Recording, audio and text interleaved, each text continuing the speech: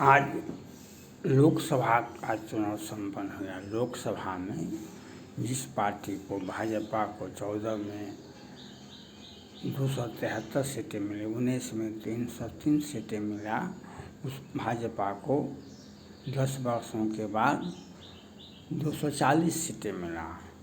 इसके पीछे कारण क्या है? क्या मोदी जी लोक कल्याणकारी योजनाएं लागू नहीं किए? मोदी जी हर योजना को लागू किए, जनता की आवाज़ के मुताबिक काम किए, जनता में एक विश्वास का पैदा हुआ। लेकिन विदेशी ताकत, रोहिंग्या मुसलमान, हम 2 हमारे 12, इन लोगों ने मोदी को हराया। कल एक आयोग के अध्यक्ष ने सोशल मीडिया पर कहा, जो रोहिंग्या मुसलमान हमारे देश के नागरिक नहीं हैं, वे वापस चले जाएं। बस इतना सी टिप्पणी। आज जिस प्रकार से भारत के हर राज्यों को मिला के आँख गाड़ कर देखें, हिंदू बहुबेटियों के साथ ज्यादती हो रहा है। हिंदू बहुबेटियों के साथ ज्यादती हो रहा है। पश्चिम बंगाल आपका उदाहरण है। उत्तर प्रदेश में तो वही रोहिंग्या मुसलमान घर में ढुक कर के 2 भाई की हत्या कर देता है। पानी का बहाना, ये लोग पानी दिन में जलावन खोजते रहते हैं, और रात के अंधेरे में घर में ढुक कर के हत्या भी करते हैं, लूटपाट भी, डकैती भी करते हैं।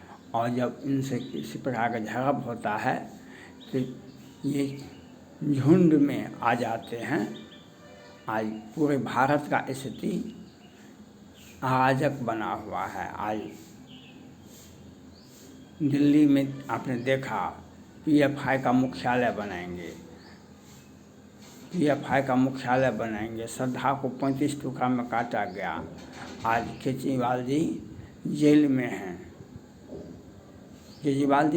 हैं, लेकिन 10 बरस पहले वहाँ का विधानसभा क्षेत्र का आप वोटर लिस्ट निकालिए और आज का वोटर लिस्ट निकालिए, कितना का अंतर हो रहा है। ये अराजक की स्थिति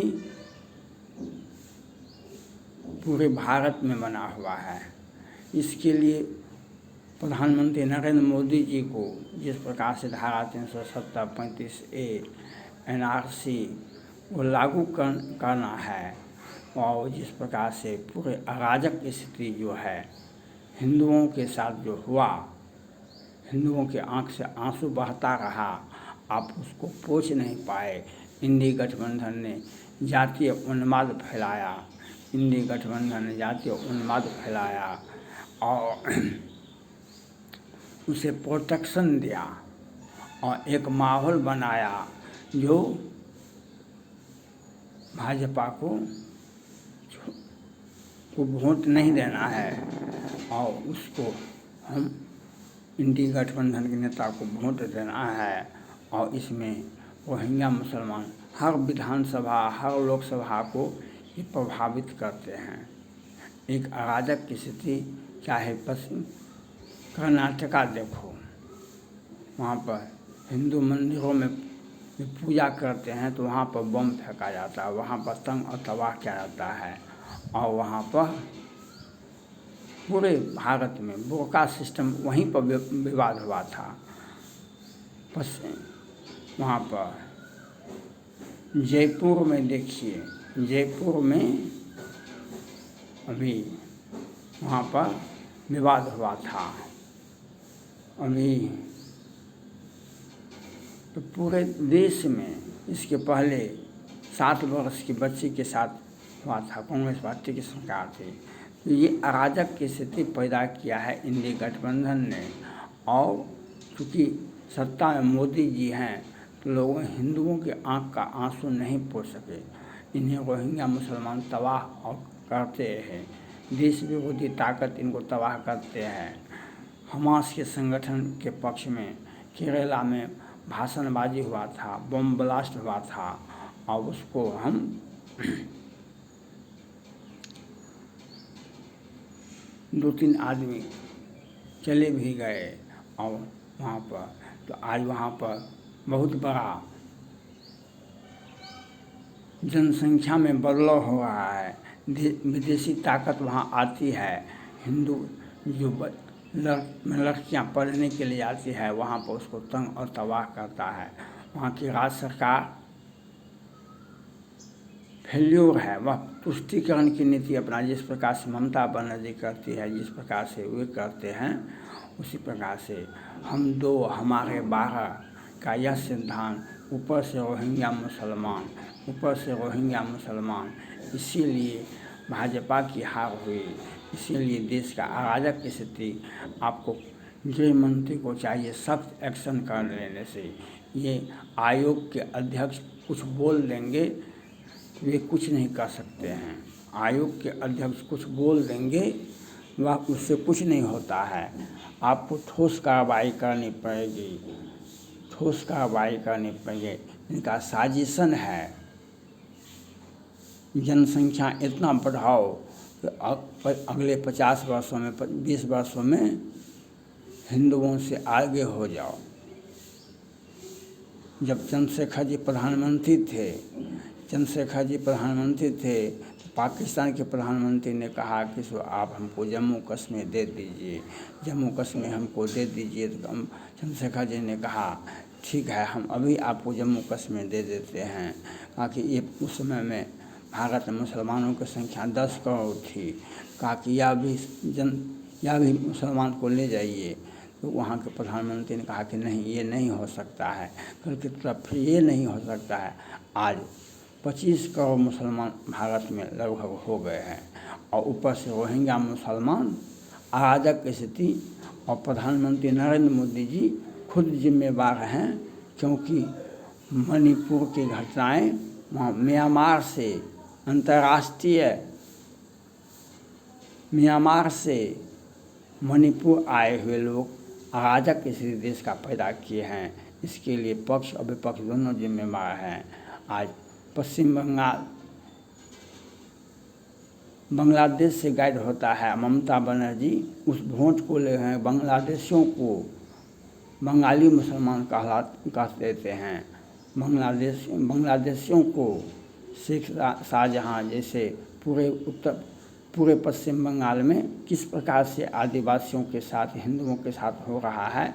लेकिन केंद्र सरकार और वहाँ की राज्य सरकार तो ये करवाती है, क्योंकि हमारा वोट बैंक 100 में 90 हमारा है, 10 का शासन नहीं चलेगा। तो यह वोट बैंक का नारा बिहार से ही मिला था।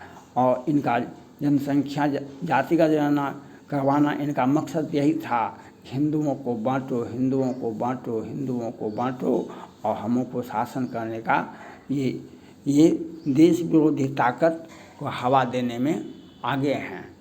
जनसंख्या नियंत्रण पर ये चुप डायलॉग देते हैं, और ये कहते हैं हम शिक्षित कर देंगे तब जनसंख्या में नियंत्रण हो जाएगा। जब शिक्षित कर देंगे हम तो जनसंख्या नियंत्रण हो जाएगा। ये बीरबल का खिचड़ी पकाने के लिए मशगूल हैं। और ये पूरे बिहार में अराजक की स्थिति पैदा है। पूरे भारत में अराजक की स्थिति पैदा है। और ये मौका परस्ती का जब एक समय में नारा था देश का, जो हम दो हमारे दो, और आज जो है आज हम 2 हमारे 12। इसलिए केंद्र सरकार को चाहिए कि हर हाल में जनसंख्या नियंत्रण भी होना चाहिए पहले का और जो केंद्र सरकार, उससे भी आप दंडात्मक कार्रवाई नहीं करें, लेकिन आप यह तो निश्चित कर सकते, जो केंद्र सरकार देती है आवास योजना या राशन योजना या और सारी सुविधाएँ, राज्य सरकार जो सुविधा देती है उसको तो बंद किया जा सकता है। और रोहिंग्या मुसलमान कैसे ज़मीन खरीदा है, वह ज़मीन खरीदा है तो उस ज़मीन को कैप्चर होना चाहिए। ये राज्य सरकार का विषय है, ये केंद्र सरकार का विषय है। ये नियम होता है हर देश में, विदेशी ताकत हमारे देश में ज़मीन नहीं खरीद सकता है। आज पाकिस्तान के लोग, बांग्लादेशी लोग, रोहिंग्या मुसलमान ये आकर के ज़मीन खरीद लेते हैं। ज़मीन कैसे खरीद लेता है, इसके लिए पिछली कांग्रेस पार्टी की सरकार जिम्मेवार है, आज भाजपा जिम्मेवार है। आज राज्य सरकारें जो है अपना वोट बैंक बनाने के लिए ये माय समीकरण, ये इंडी गठबंधन और जातिगत जनगणना ये एक भविष्य को दिखाता है। जो हम तो गए सनम डूबे ही तुम्हें भी ले डूबेंगे, हम तो सनम ले डूबे। इंडी गठबंधन का कभी देश में शासन नहीं होगा, वह समय चला गया। और होगा भी तो कांग्रेस पार्टी के नेतृत्व में होगा। आप कभी भी नेता नहीं बनिएगा। भारत का प्रधानमंत्री का सपना मत देखिए। भारत के प्रधानमंत्री का सपना, ये तो हमारे देश का डेमोक्रेसी मजबूत हो गया। अब दो ही गठबंधन रहेगा, एक भाजपा के नेतृत्व में होगा, एक कांग्रेस के नेतृत्व में होगा। ये जो क्षेत्रीय दलें हैं, ये क्षेत्रीय पार्टी हैं, अखिलेश यादव जी कहते हैं हमारे सहयोग से कांग्रेस पार्टी का खाता खोला उत्तर प्रदेश में। कांग्रेस पार्टी के सहयोग से अखिलेश यादव जी का इतना सांसद हो गया। इसके पहले कितना था, उसके पहले कितना था। कांग्रेस पार्टी को यह सोचना चाहिए, आपको तोड़ने के लिए आपके सहारे इन लोगों का पार्टी का अस्तित्व है, कांग्रेस पार्टी के सहयोग के सहारे। इसलिए इनको क्षेत्रीय दल में ही सीमित करना चाहिए। और आज पूरे देश में जो अराजक की स्थिति पैदा हुआ है, ये रोहिंग्या मुसलमानों के चलते, इसके लिए राज्य सरकार जिम्मेवार है, इसके लिए केंद्र सरकार जिम्मेवार है।